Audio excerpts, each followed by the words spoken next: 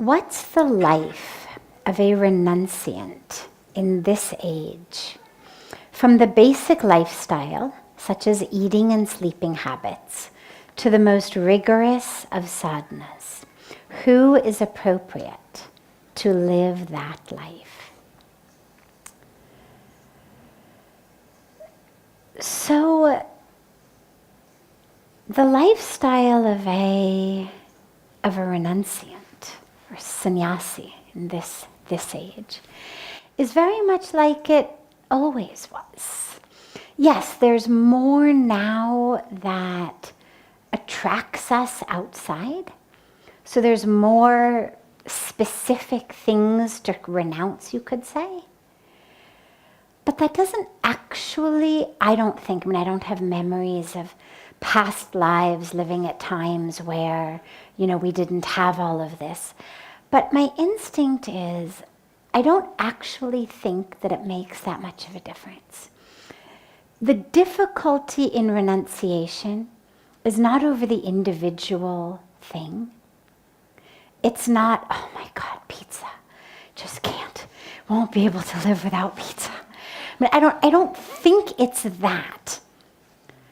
I've never heard of anybody really drawn to take a path of renunciation and say, but that pizza thing, there's no way, or that shopping mall thing, that's the thing keeping me from it. I don't think so. I've never heard that. That certainly was not my experience. That which we renounce is a renunciation of that which keeps us stuck.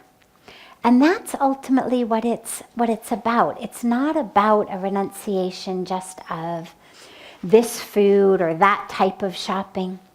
It's a renunciation of that which keeps us stuck from being able to live fully immersed in God. And so, for example, we take vows of celibacy, but I think renouncing sex today is probably very similar to renouncing sex 100 years ago or 200 years ago. There may be more options available to people today than there were 500 years ago. But I don't think that the renunciation of it is different whether you have 500 different options to choose from or whether you have one option to choose from. The renunciation is a renunciation of ownership and attachment. And again, I don't think it really matters. I've never heard of someone say, well, I've only got this many things, and so, okay, I can renounce. But if I've got this many things, well, then I couldn't renounce. Whatever we have, we're very attached to them. You see it even with people who have very little. It doesn't matter what they have. They're very attached. Whether it's a possession, whether it's power.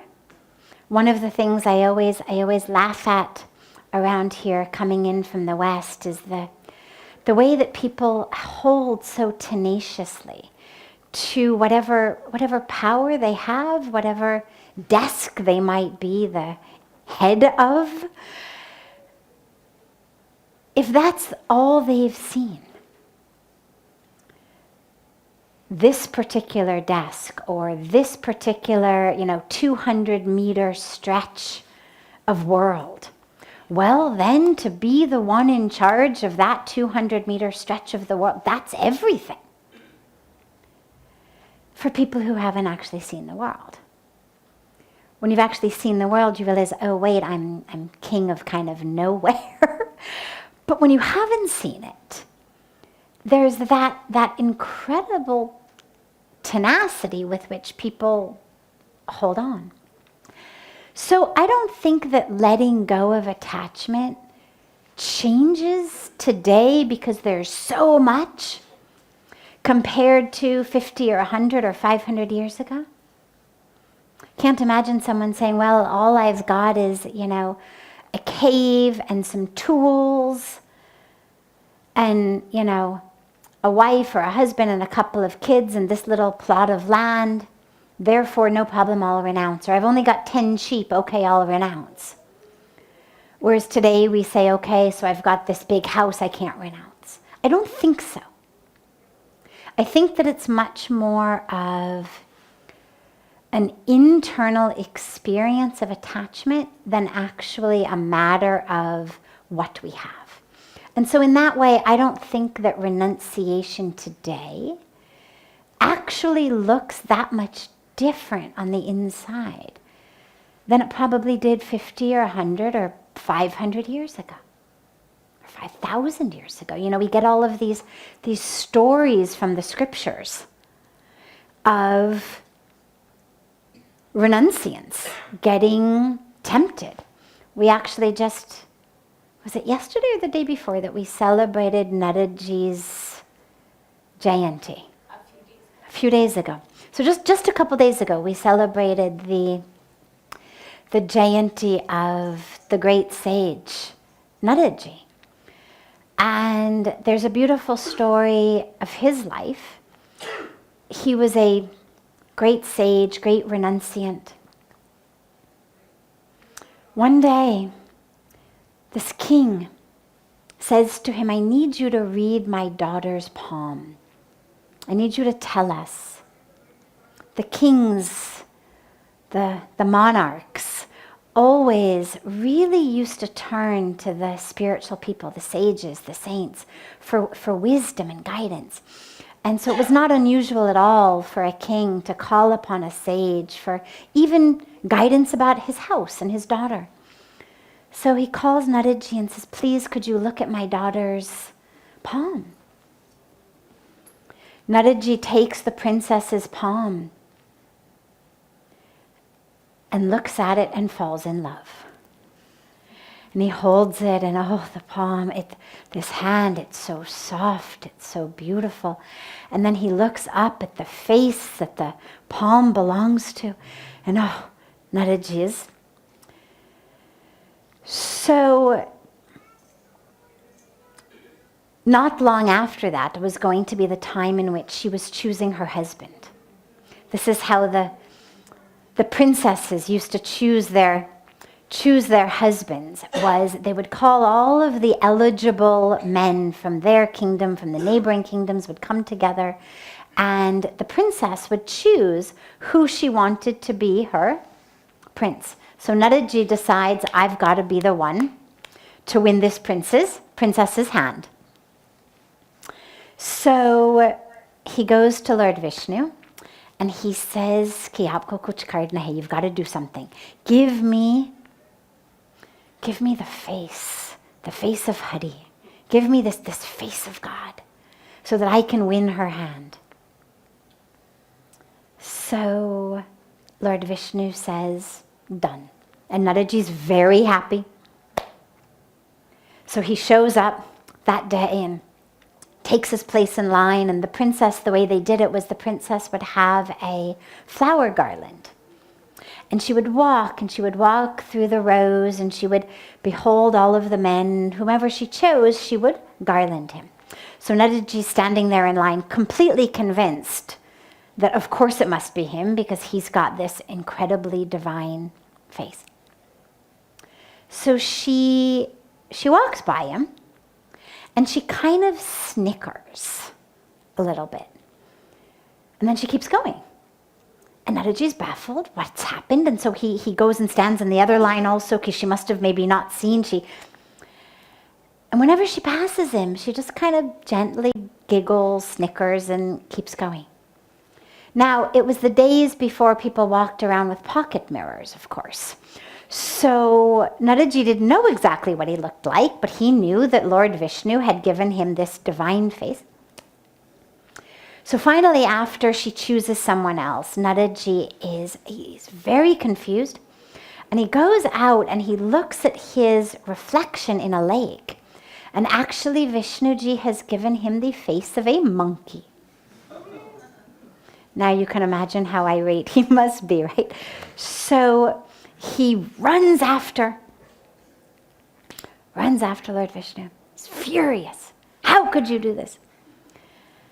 And Vishnuji explains to him, look, this is not what your life was supposed to be for. You are the one who's going to give us the Bhakti Sutras. You are the one who is this great sage. Your life is not meant to be wrapped up just with this beautiful princess. And I share that story because we're going back thousands and thousands and thousands of years. Nadaji was a wandering sage. He didn't have much to renounce, but nonetheless, he needed God to step in. I'll tell you a personal story. There was a time in my life, post coming to India, post being here, post living all of this incredibly divine life, in which I found myself very similar probably to Nadaji in that case, just very kind of enamored of, intoxicated by, you could say. In America, we would say I had a crush on a gentleman. And I went to Pujya Sadhviji, right? I mean, this was sort of a spiritual type of crisis. And I went to him. But I went, A, with this, here's what's going on, but B, with the giggles of a 20-something-year-old woman intoxicated by a handsome man. And I couldn't even actually get the words out to Pujya Swamiji, but he understood. I told him who it was about, and he doesn't look much. He's just writing something. Finally, there's this silence. And he looks up at me, and I must have been all kinds of shades of pink and purple and red and whatnot. And he looks at me, and he says, "Oh, God." And this was when he tells me this story of Nadaji. Okay, that was how I learned this story. And at the end of the story, he says, "Samjay, you understand?" And I looked at him and he says, "Either you figure this thing out or I'm going to have to give you a monkey face." So here we have thousands of year gap. Completely different situations, but the same situation. And the same solution to the same situation. Same answer to the same situation. So, renunciation in this age, renunciation in any age, is about a decision that my life is for God. Doesn't mean that you don't notice the things of the world, but it means that you realize this is not for me. My life is meant for something else. And so, in the last part of the question, who is it for? Who is eligible? Well, anyone for whom they know deep inside that the things of the world, whether as superficial as actual possessions and sensory pleasures, or as deep as the relationships that we have in a family, that's not the path for me. Not that it's not the path for others, not that there's anything wrong with that path, but simply the awareness that's not my path. My path is a single-pointed focus to God. Single-pointed attention, single-pointed focus. What I want more than I want to own anything. More than any relationship that I want. More than any pleasure that I want.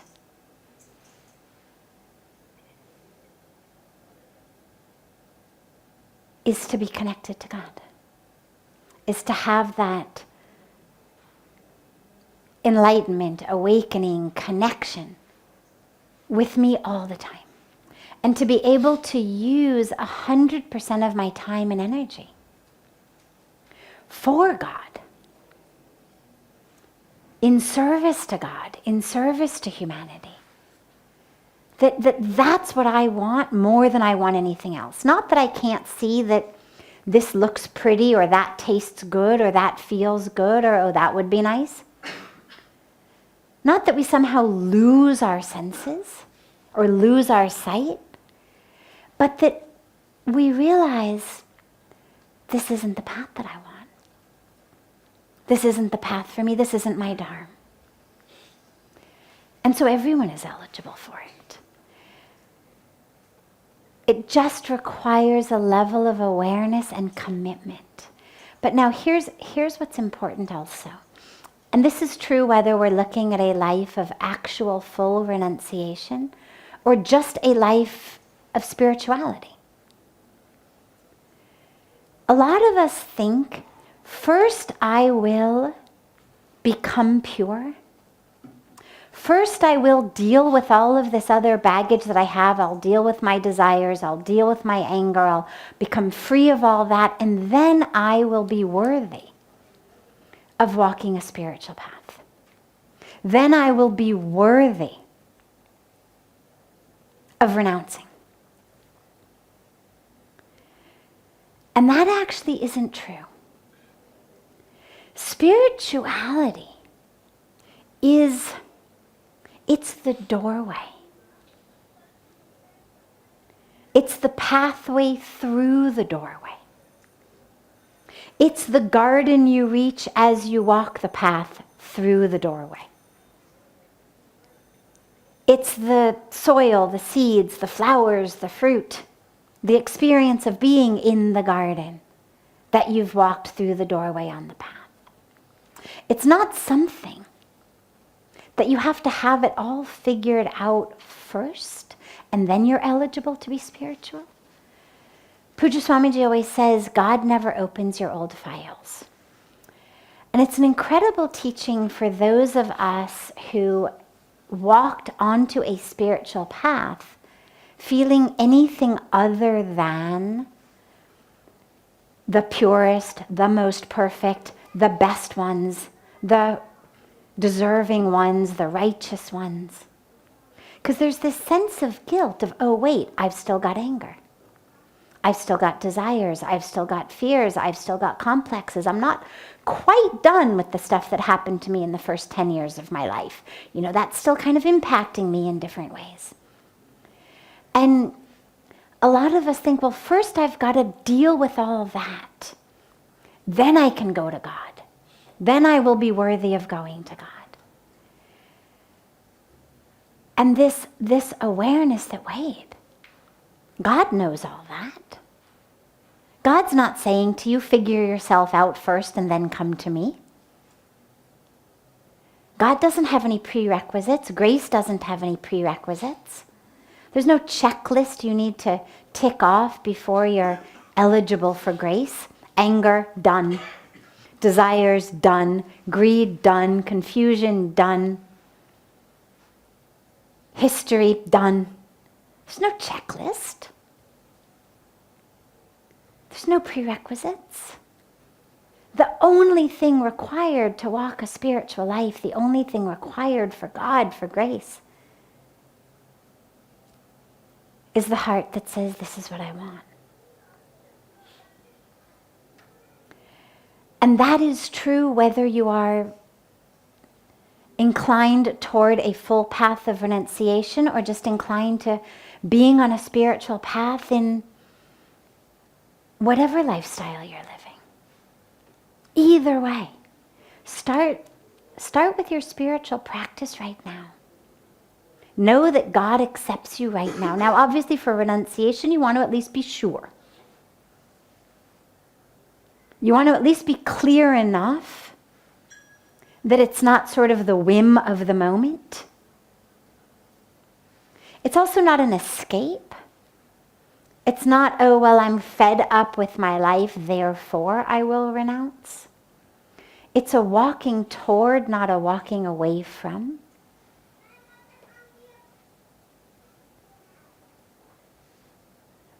But there's no prerequisite of who you have to be good enough for God, other than fully surrendered and fully ready to take that step, fully ready to be one with God. And again, this is true regardless of whether it's full renunciation or just, I really need to become spiritual. Going to keep my job, going to keep the family, going to keep the house where I live, but I really need to be spiritual. Either way, and anywhere in between. You are already good enough. And grace will take care of the rest. That's what I've learned. It's not about finish it up first and then you're good enough for grace. It's surrender to grace, and then grace actually, gracefully, takes care of it. But when you talk about renunciation, it's not just a letter of the law, it's a spirit of the law. And so when we speak about renouncing, for example, it's not just a renunciation of attachment that, okay, I will actually give away my things, but then I'm going to sit here and think about them. Okay, I will become celibate, but then I'm going to sit here and just have sex in my mind. That's not renunciation. The path of renunciation is a path of it from your life and from your mind. Now again, that doesn't mean that we're not human. It doesn't mean that we're perfect. I've shared the example of when thoughts came to me. Thoughts come. But rather than take that thought and say, oh, that sounds like fun. I guess it's not really breaking my vow if I just do it in my mind. Okay, cello, let's have fun. Instead of that, it's an awareness of, wait, that thought is actually detracting me from the path that I'm on. Doesn't make me bad, doesn't make me wrong, doesn't make me dirty. But it means that I need to be aware of that and therefore deal with that thought in such a way that it stops detracting me. And so there's lots of practices. I won't go into them now, but there's practices of training the mind, because I'll tell you something, if your mind is not trained, do not think it is easy to train your body. Do not think, oh, I'll just sit here and experience it all in my mind, but I won't do it with my body. Not so easy. Where the mind goes, eventually the body goes. This is why we are taught, watch your thoughts. So it's, yes, of course, you could sit here and experience everything, but that isn't the point. The point, interestingly, is the opposite. How to be amidst it all and actually still renounced from it. So it's not, I won't own anything, but I'll sit here and think about them. It's, I could be walking through a shopping center. I could be walking down Fifth Avenue in New York and be unattached. So it's not, I'm going to sit here, not look at any women, but have sex in my mind. It's even being amidst women. I see them as soul. I see them as spirit. And if I can't do that, I see them as my sister or my mother. But ultimately, ideally, I see them as spirit. I see them as consciousness. I see them as God. So the real renunciation is not just I'm now going to experience everything inside. It's I can be in the world, but my mind isn't stuck. My mind is not window shopping on any level. That's the real renunciation.